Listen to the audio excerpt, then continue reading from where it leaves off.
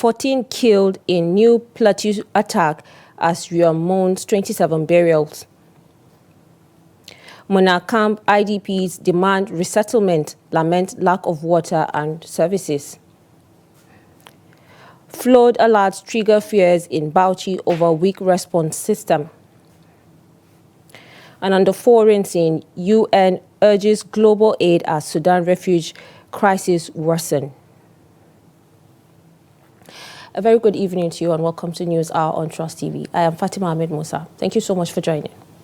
Now we'll begin with Plateau State, where at least 14 villagers and a mobile police officer were killed on Thursday in two separate attacks carried out by gunmen in Bokos local government area of Plateau State. It was gathered that one of the attacks took place around 4 p.m. as the victims, mostly from the Chirang community, were returning from Bokos Market to Mangur village in the locality. The chairman of the committee, Peace Observers in Bokos, Kefas Malai, confirmed the killings in Jos on Thursday night. Malai further revealed that security personnel had taken over the control of the area to ensure safety of the community. According to him, the attack came on the heels of another incident earlier in the day where a mobile police officer was killed at his duty post. The police officer was manning a checkpoint along Richa Road in the same Bokos local government before he was killed. The chairman of Bokos local government area, Malau, confirming the attacks, described the situation as an emergency. The spokesman for the Plateau State Police Command, Alabo Alfred, is yet to speak on the attacks.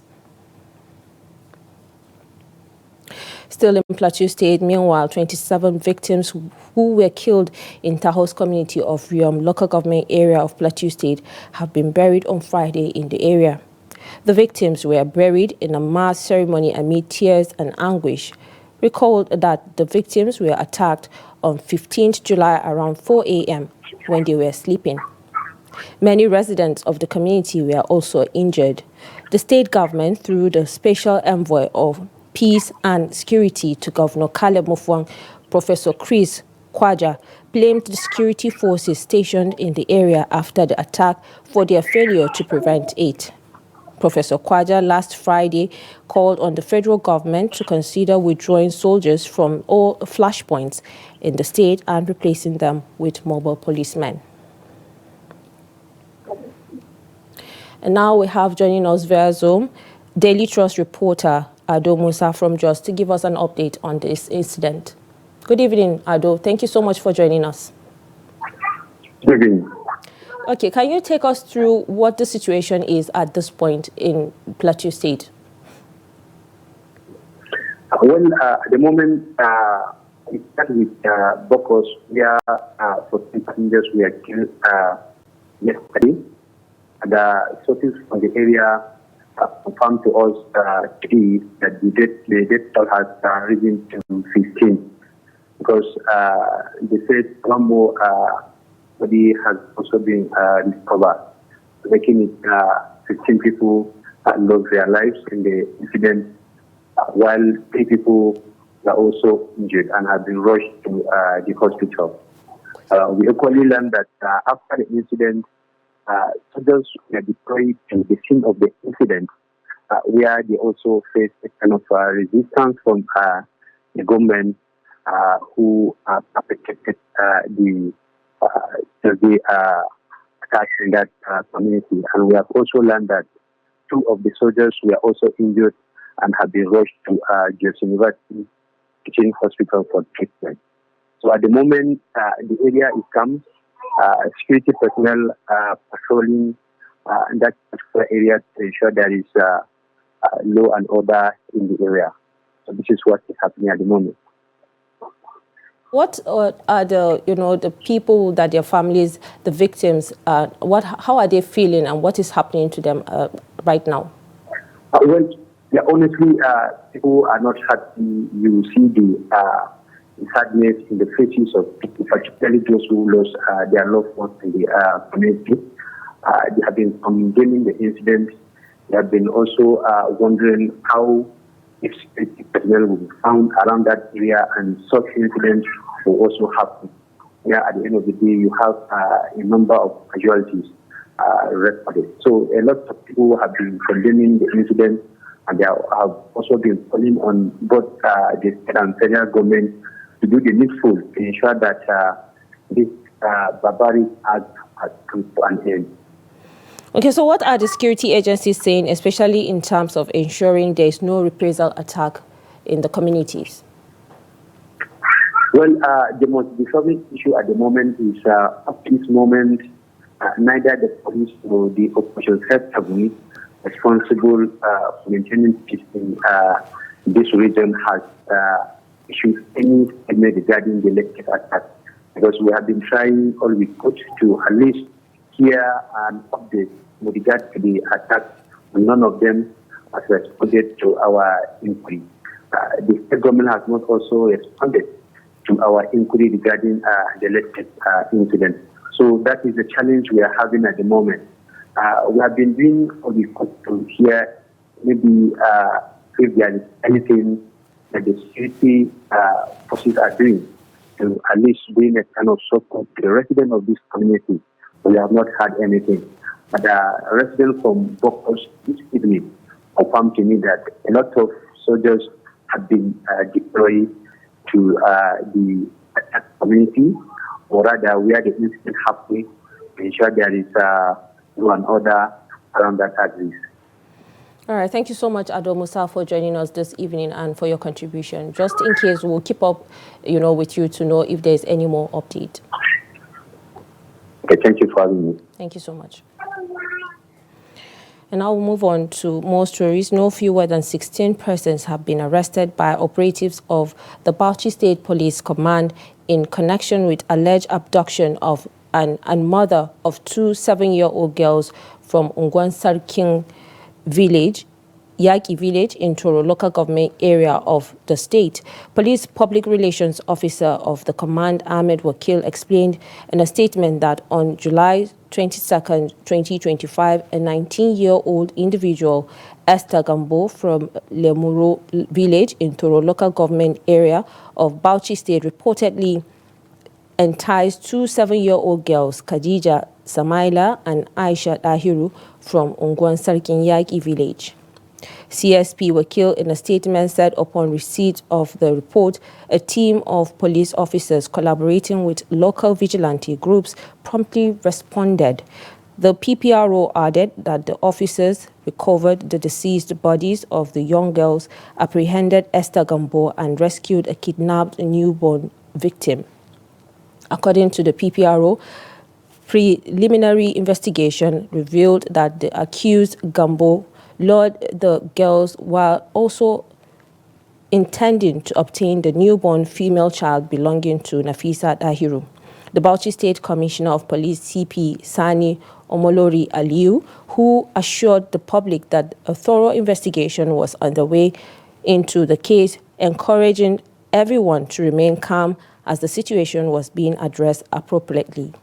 CP Aliu further called on everyone to respect the rights of individuals regardless of the circumstances, and highlighted the law enforcement must remain in the hands of trained professionals. And now, internally displaced persons, IDPs at the Mona camp, are calling on the government to fulfill its promises of resettling them back to their communities. They say they have been excluded from the resettlement exercise and are living without access to basic amenities such as schools, water, and toilet facilities. Beatrice Kurutsi now reports.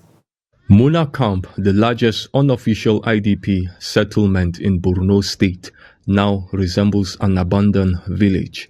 Although the government has successfully resettled thousands displaced by the Boko Haram conflict, many like those in Muna remain behind.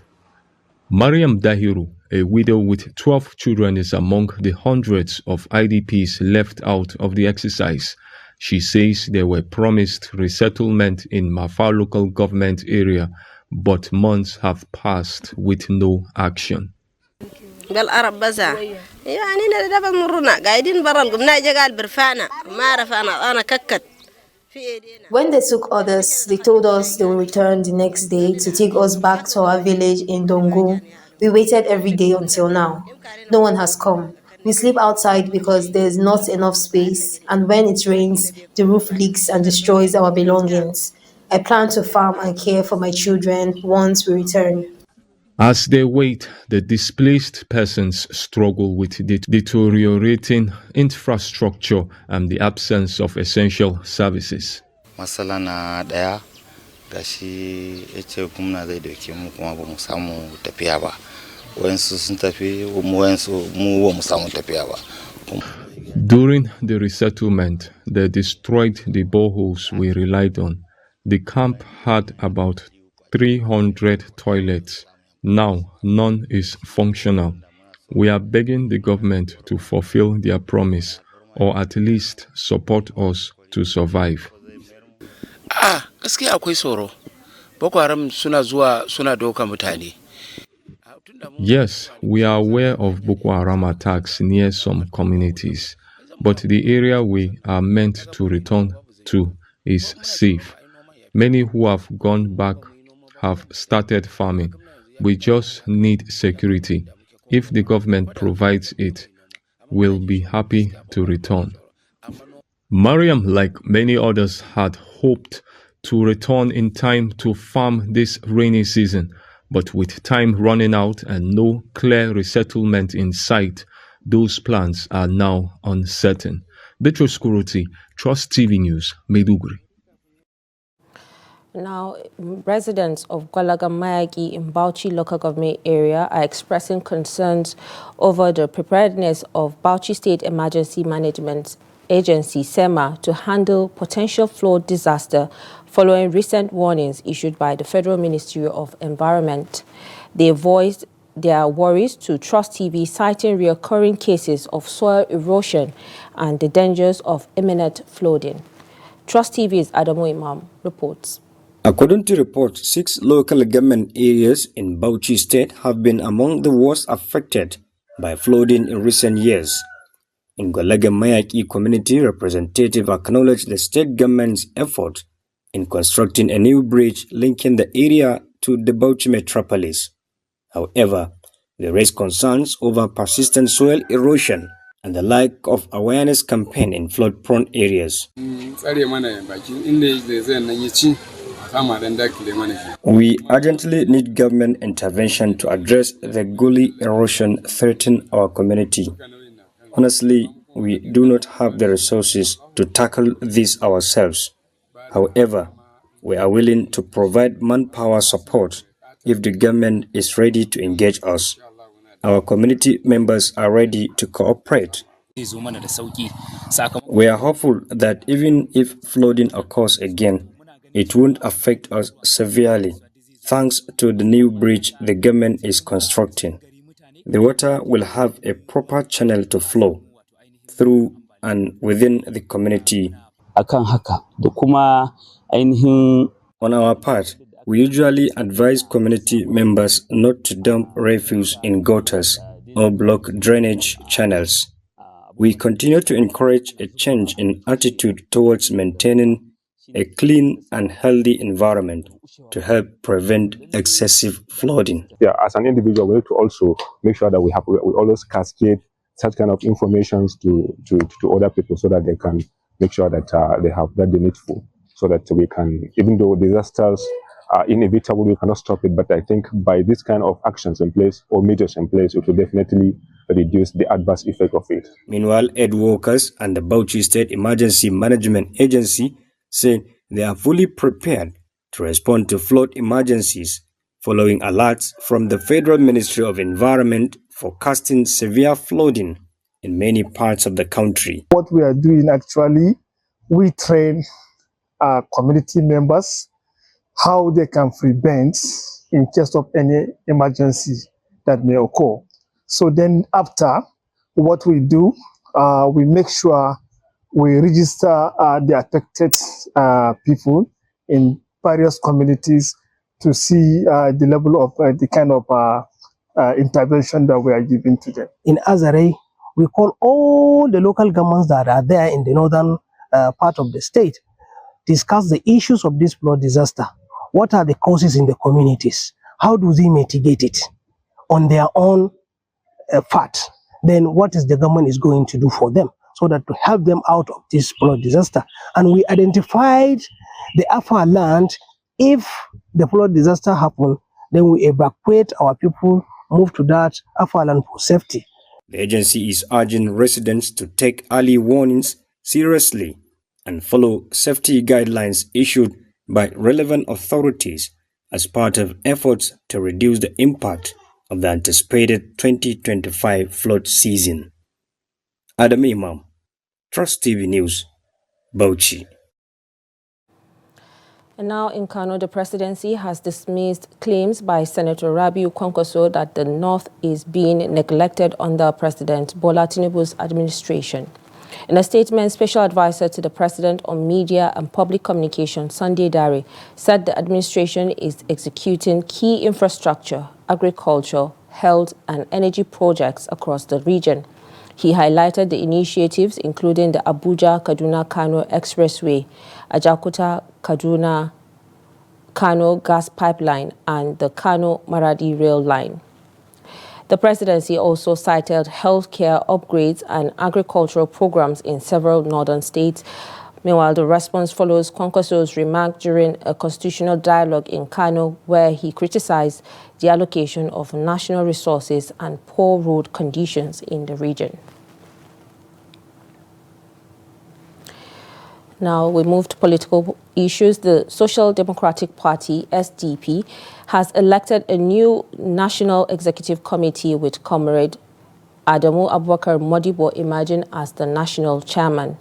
He pledged to unify the party and announced plans to establish a disciplinary and reconciliation committee to tackle internal division and promote accountability. The development follows an emergency NEC meeting held in Abuja, signaling a renewed drive for party cohesion and discipline. Based on the trust given to us by the members of the National Executive Committee of this party. Indeed, it is a great challenge and we are ready for it. As you are aware, the party is in crisis. I believe we are going to do our best to see that we unite this party. All other actions instituted by the former NWC members of the two factions are hereby stepped aside. We are drawing a line. We are going to constitute a newly disciplinary committee and the reconciliation committee to look at the possible ways to reconcile the warring factions and to discipline the culprits. And now we move to Oyo, where some concerned youths and members of All Progressives Congress in Oyo State have expressed worry over the delay in representing party's candidate for Ibadan North Federal Constituency by-election scheduled for August 16th. The concerned members expressed their worries during a protest held on Friday at the All Progressives Party Secretariat, Okeado in Ibadan. The protesters assembled in their numbers at the frontage of the party's headquarters carrying a placard with various inscriptions to make their grievances known. The primary held was marred by allegations of manipulation, violence, and open confrontation among aspirants and party leaders. Speaking with newsmen, protesters called for the involvement of presidency, national and state leaders of the party in resolving the matter. We are here to show our grievances. We are here to show our displeasure on what is happening in our party presently as regards the run election that is coming up in our federal constituency. This happens due to the demise of our honorable Prince Olaide Akeremi-Jagaban, may God rest his soul. Ever since then, there has been problem from one problem to another. Now we are here. We are in the season to pick a candidate. It has become from one godfatherism to another. It has become from one problem to another. How is it difficult for us to conduct a free and fair, credible primary election? Why is this so difficult? Now, we have limited days, granted days, yes, to present a candidate. Election is coming up September, August 16, next month. Now we are here to have a candidate. They said we want to do Congress. They came all the way from Abuja. They were unable to hold the Congress because some people hijacked the process. We are saying no to imposition. We are saying no to Baba Sokpe kind of politics. We are saying no to go and do it. We want the grassroots to make a decision by themselves of the person that they want them to represent them. What we are saying is this: we should look at the loyalty towards the party. We should look at the grassroots support that somebody has. Still in protest, amid growing protest by retired police officers over unpaid pension arrears and widespread complaints from civil servants struggling to access their retirement benefits, calls have emerged that the nation's pension landscape may require some serious overhaul. Against this backdrop, Trust TV's Noah Sampson in this report delves into the complexity and challenges of Nigeria's pension architecture. His report. On Monday, July 21st, 2025, an emotional scene unfolded across major cities in Nigeria as retired police officers staged a nationwide protest. In Abuja, some of the retirees expressed deep frustration over delayed payments, poor retirement packages, and a demand for a change in the pension scheme. The contribution pension scheme, as we are talking, is my money which I contributed into that scheme, and I have no access to it again. Who is owing my money for me? They said it is part of what we contribute that they will be paying us. Is that the right thing? We are suffering. We are suffering. We say enough is enough. As you see this banner, enough is enough. We have been reduced to nothing. Our family, when they see you coming, they just ease. Go to my local government, all retired police that they came there. If they say they want to give us, then you say you retire from Lagos. They say no be police. They say that police, they say no house. Anywhere you retire, they will say no house. That is the situation we are in. Their protests, along with similar grievances voiced by other civil service retirees, raises fundamental questions such as the type of pension schemes in operation in Nigeria, how many are in existence, as well as who qualifies for which scheme and why.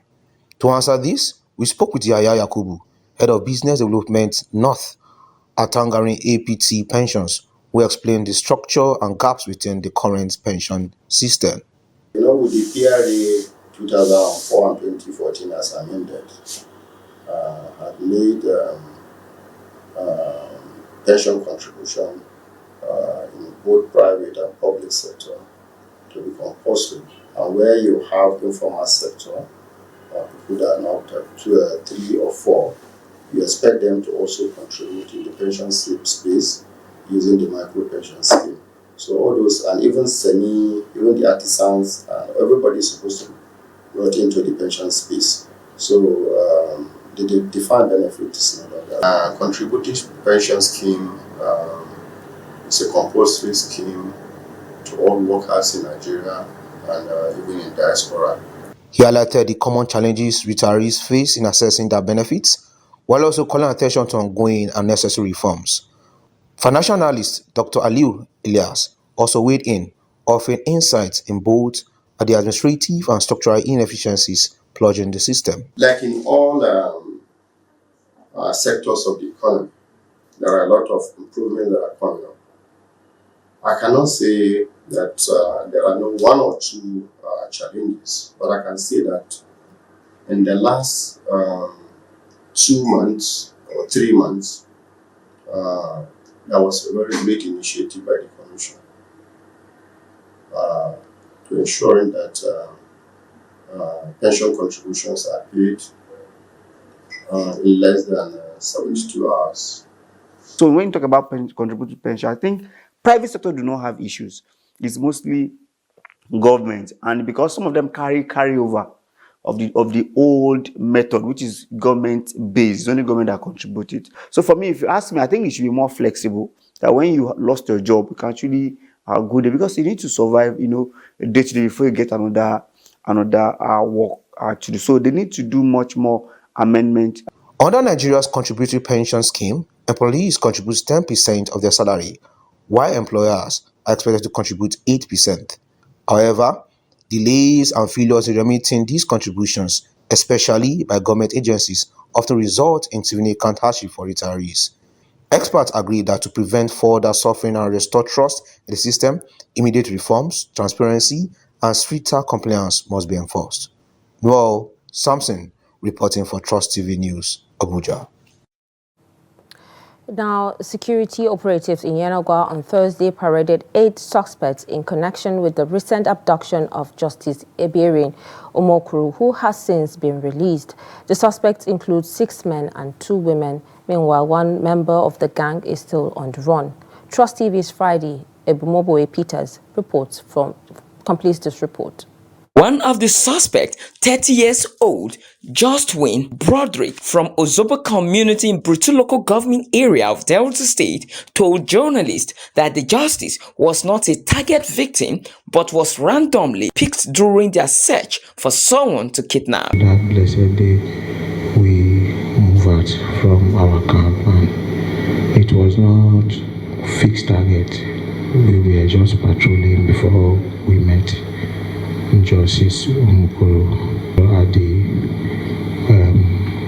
Kilimanjaro. So we approached him and kidnapped him from there back to our camp. Before we left, I feel weak of going out. So based on taking the alcohol and other things, I feel down. So he saw me that I couldn't be able to meet up. So he said I should stay in the bush and wait for them. Stay while they come back. We'll pull up together. That's how I stay in the bush. So wait is, let me say 2 to 3 hours time.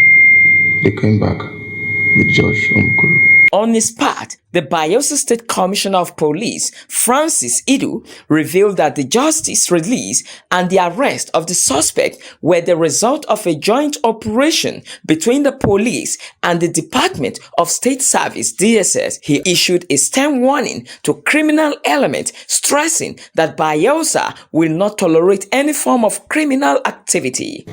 So at this point, it is clear that if you come to Bayelsa and commit crime, you will pay. Parading these suspects here who have confessed the crime and admitted to their roles goes to show that the government of the state is accountable to their citizens.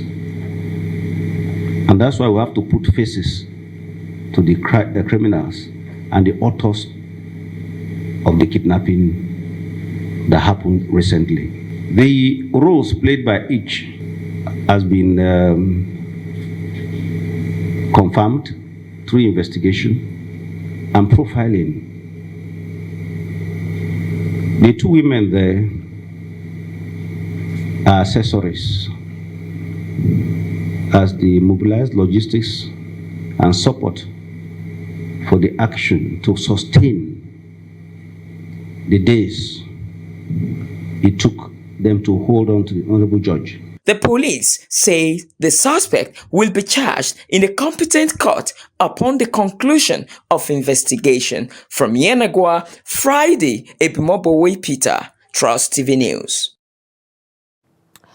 Now, students of Alex Ekweme Federal University Edofo Aleke were thrown into panic after Pentagon Lodge in Izangbo near Abakaliki suddenly collapsed. A viral video recorded shortly before the incident showed a distressed student outside the building pointing at widening cracks in the walls. No casualties were reported as of press time, but the collapse has reignited concerns over the structural safety of private off-campus hostels, with authorities yet to release an official explanation for the incident.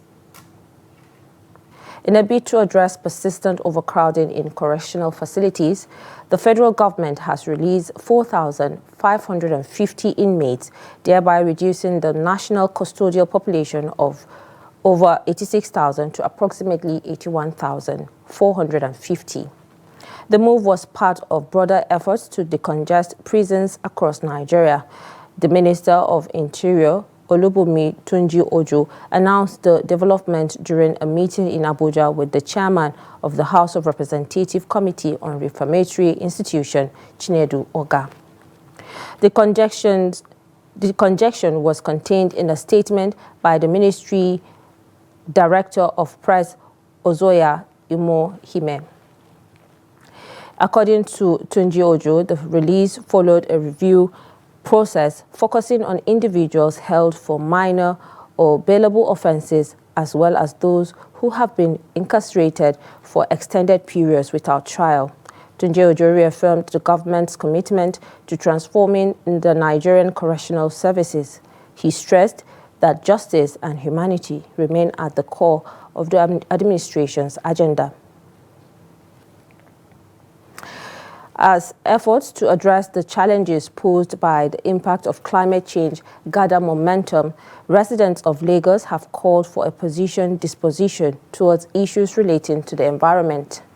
This, they say, will ensure activities that endanger the climate and pose potential risks to environment will be avoided. The report. Environmental degradation and climate change are two of the most pressing challenges facing the world today. These urgent issues demand immediate and collective action.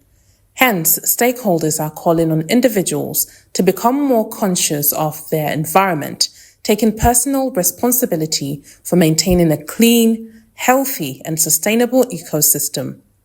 According to them, understanding environmental challenges such as rising heat levels, unusual weather patterns, or the increase in flooding caused by irresponsible waste disposal, which are all indicators of deeper environmental issues, is the first step forward in addressing climate change. Insecurity and violent clashes, such as those between herders and farmers, also highlight how climate change can indirectly fuel conflict. As grazing lands dry up due to environmental degradation, herders are forced to move into farmlands in search of pasture, leading to disputes, violence, and further environmental stress. We need to start to stimulate the ideas around the green economy, which is a function of responsible waste management, being more enlightened about renewable green energy, understanding that solutions can come from science, solutions can come from technology, solutions can come from education and mathematics.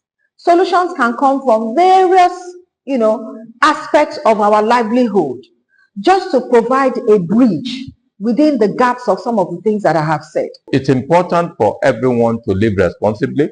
You, myself, everybody, the youth, the old, the rich, the poor, we must all live responsibly and understand that, the ozone layers need to be protected, and protecting the ozone layer means that every one of us must be, watch what we do, how we do it, and we must ensure the fact that, we are climate responsible in all our action. Advice every young person to do is to be conscious of your surroundings, conscious of your environment.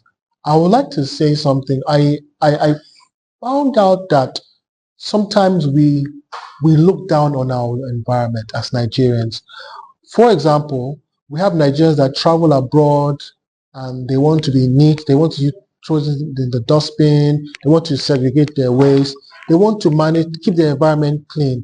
But when it comes to their own environment in Nigeria, they're just careless, throwing things around, clogging our drainage, clogging our waste and all that. So I want us to be, first of all, conscious of our environment, cherish our environment, love our environment. So this plastic is not that is a business as such, but what person will do, what man will do.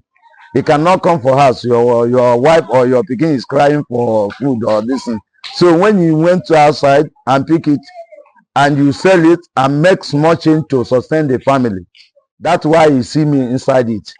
It's not that I don't know what a man will do, and this thing will keep me busy, that I will not look another thing else that will cost another thing. These stakeholders emphasize that understanding and combating climate change starts with a collective commitment to sustainability on issues like renewable energy use, composting, and recycling. Now, as part of efforts to support farmers and enhance agricultural productivity, the Jigawa State government has commenced the sales of APK 2010 fertilizers at highly subsidized rate of 28,800 per pack, significantly lower than the current market price of 46,000 to 55,000. So far, the government has procured 18 trailer loads of the fertilizer with an overall estimate investment exceeding 2 billion as part of this year's wet season farming intervention. The report.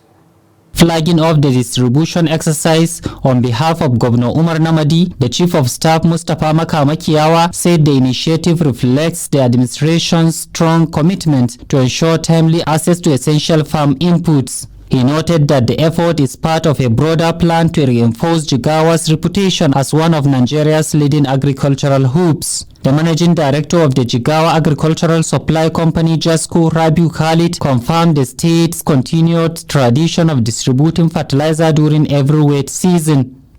He disclosed that Governor Namadi had directed the release of large quantities of fertilizer to meet the growing demand of farmers across the state.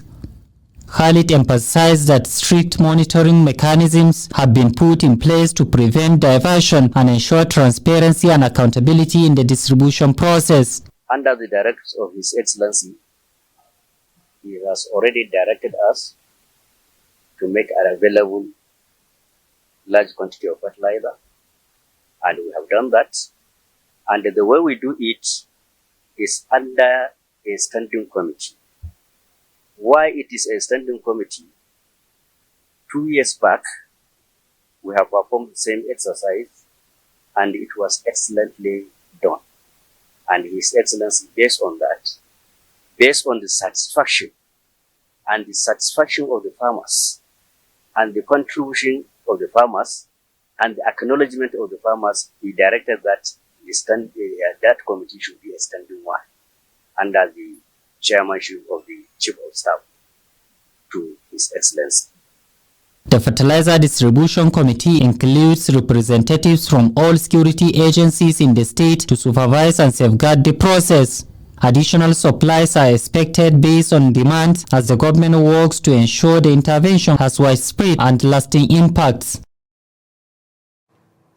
The Adamawa State government has appealed for more support from the African Development Bank and its mission partners to facilitate post-crisis recovery efforts and livelihood restoration in conflict-affected areas in the state. The State Deputy Governor, Kale Tapwan Farauta, made the appeal when the Joint Supervision Mission led by Motokozise Nkube visited the state. Trust TV's Gibson Swadiko reports from Yola.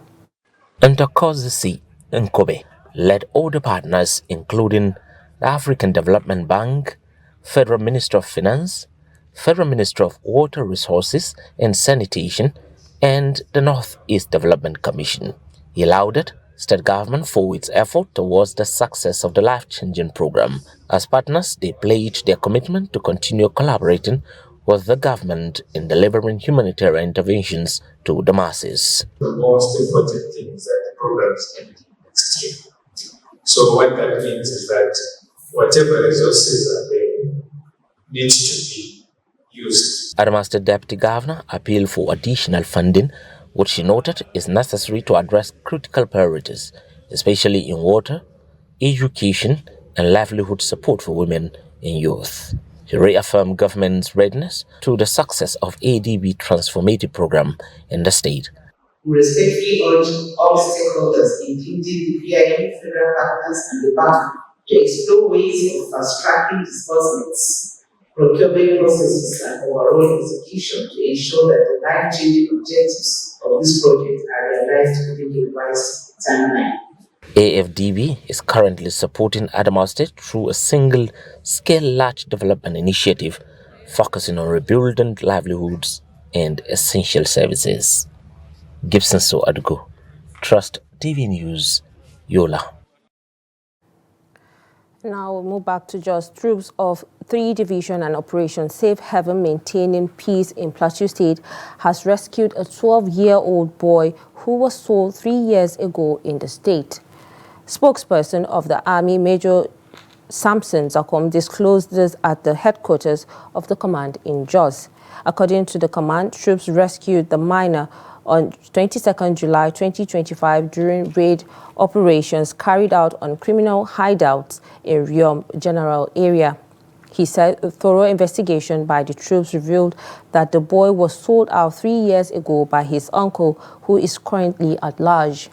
In a relative development, the command also said troops have recovered arms and ammunition and operation in Wase local government area. The command said troops of 3 Division Operation Safe Haven will continue to remain decisive in the fight against criminal elements whose activities must be tracked. On the 22nd of July 2025, troops rescued a 12-year-old boy during raid operations carried out on criminals' hideout in Riom General area. Thorough investigation revealed that the boy was sold out 3 years ago by his uncle, who is currently at large.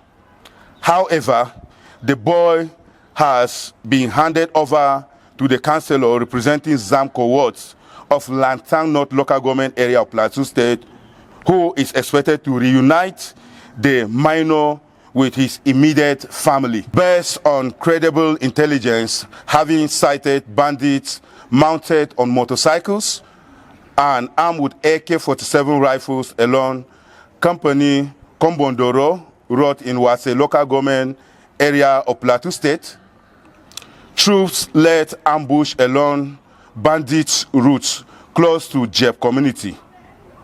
Consequently, in the early hours of 24 July 2024, troops made contact with the bandits and engaged them with heavy volume of fire, forcing the bandit to flee. As Nigeria pushes ahead with energy transition agenda and a growing number of climate experts, civil society actors and policymakers are calling for deliberate reforms to ensure that women and young people are not left behind. Let's take a look at this report from the House of Representatives, where a high-level policy dialogue on green jobs and low-carbon transition was held. The report. At this policy dialogue on green jobs and low-carbon transition, the message was clear.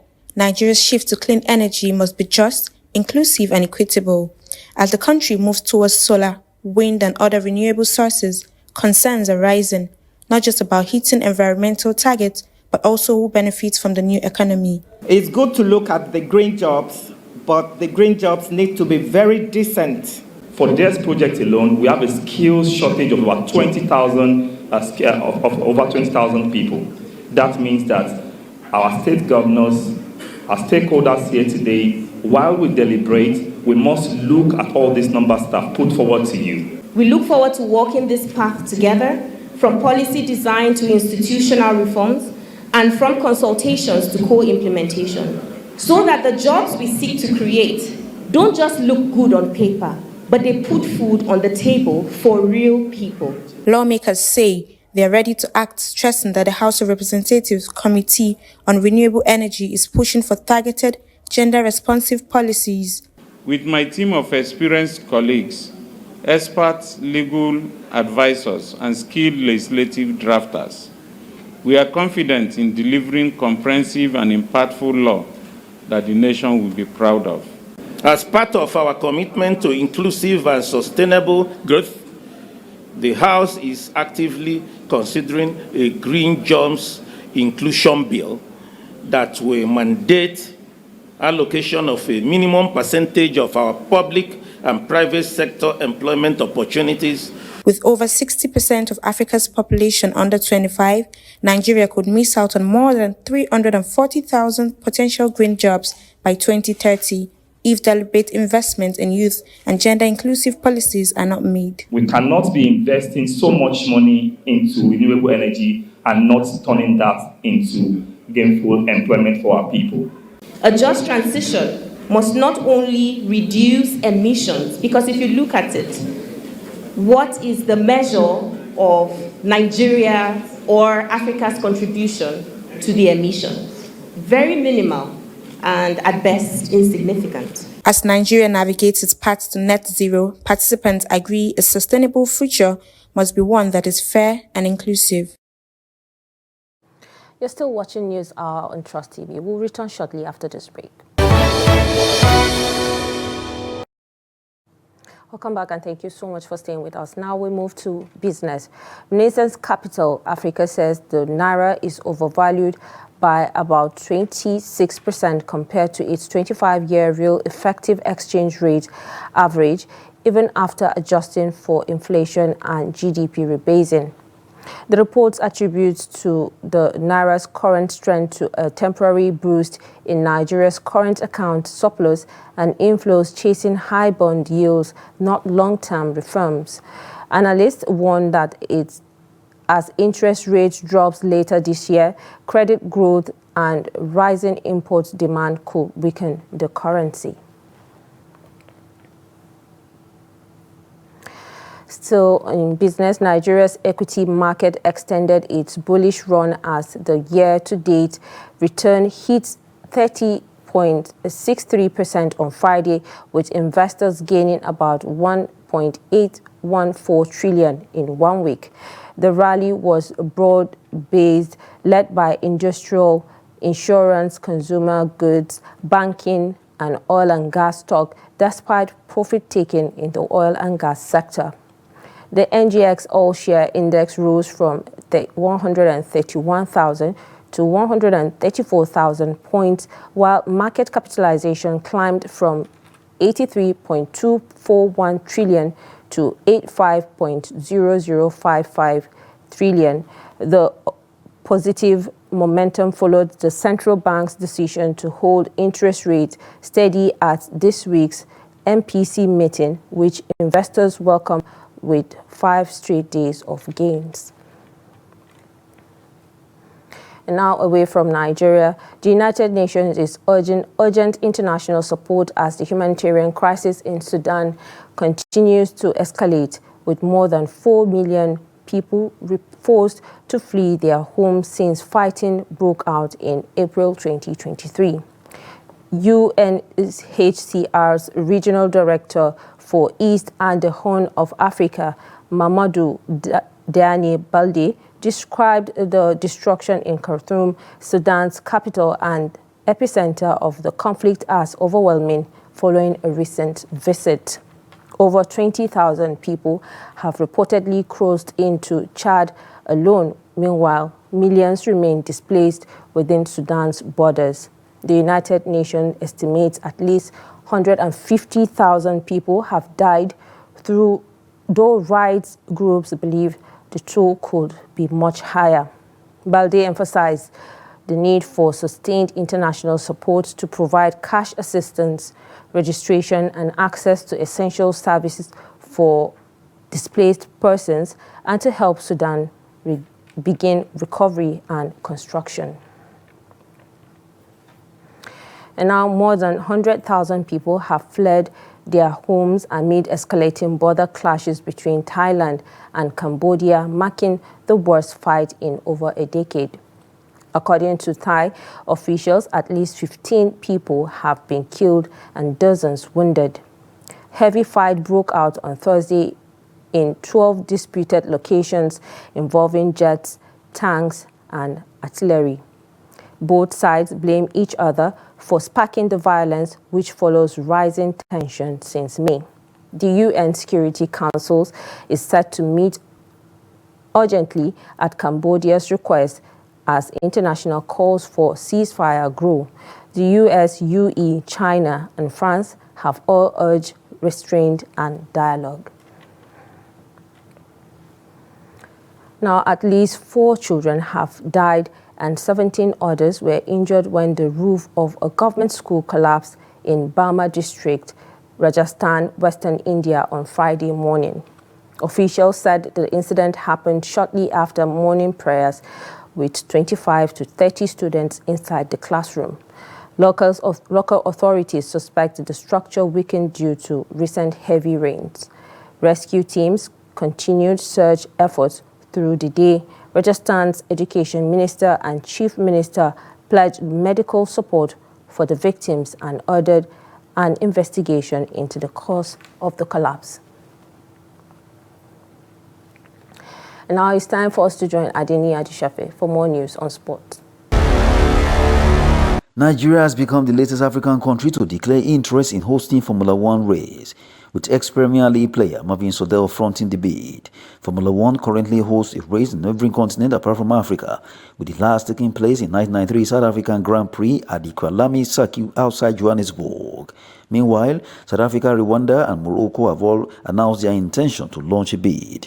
Nigeria have joined the list eyeing a new circuit in Abuja alongside a karting track and a motorsport museum. Formula One Chief Executive Stefano Domenicali made it known to host a race once again in Africa. Seven-time world champion Lewis Hamilton has previously insisted the sport must make an African Grand Prix a priority. And elsewhere in basketball, the Nigerian Basketball Federation NBBF has unveiled a 17-man professional roster for the senior men's national team D Tigers ahead of 2025 FIBA AfroBasket scheduled for Angola from 12th to 24th August. Houston Rockets' latest signing, Josh Okogie, returned to the team after a lengthy absence, while veterans such as Ike Nwamu, Mike Nuga and Talib Zana bring experience to the team, while BL standard Peter Olisemeka and Divine AK have also been invited. Nigeria is drawn in Group B alongside defending champion Tunisia, Cameroon and Madagascar. The Tigers will kick off their campaign on 13th August against Madagascar, face Tunisia on the 15th and round off group stage against Cameroon on 17th. The knockout phase will begin on 18th with the final for 24th August at the Pavia Mosiso de Luanda, Angola. And in football, Nigeria will take on Morocco on Saturday in the 13th Women's African Championship match at the Olympic Stadium in Rabat. Captain Rasheedat Ajibade is on track for the Player of the Tournament award, as forward Chiwendu Hezo is also in contention for the Top Scorers award with her 3 goals, one behind Morocco captain Ghislaine Shabak. Meanwhile, the Confederation of African Football (CAF) has appointed Namibia referee Ansno Tianyonkoa as center referee for the final encounter.